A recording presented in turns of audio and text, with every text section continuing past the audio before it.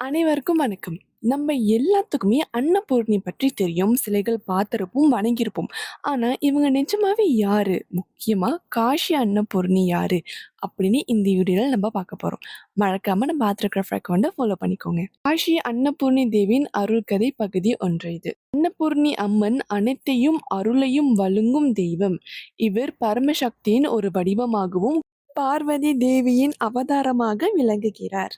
அன்னபூர்ணி என்ற பெயரின் பொருள் அன்னம் மற்றும் பூர்ணி அன்னம் அளிப்பவள் என்று பொருள்.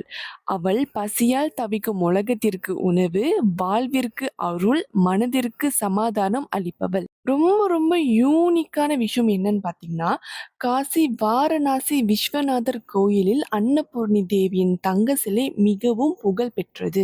அவங்களோட வடிவம் பார்த்துக்கிட்டிங்கன்னா, கையில் தங்க பாத்திரம், அதில் அரிசி, மற்ற கையில் கரண்டி இருக்கும்.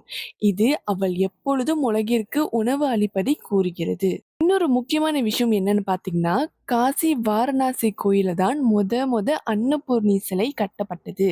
முழுவதும் தூய தங்கத்தில் வடிவமைக்கப்பட்டது. புராணங்களில் அன்னபூர்ணி சிவனுக்கு உணவு குடுக்குற மாரி ஒரு கதை இருக்கு.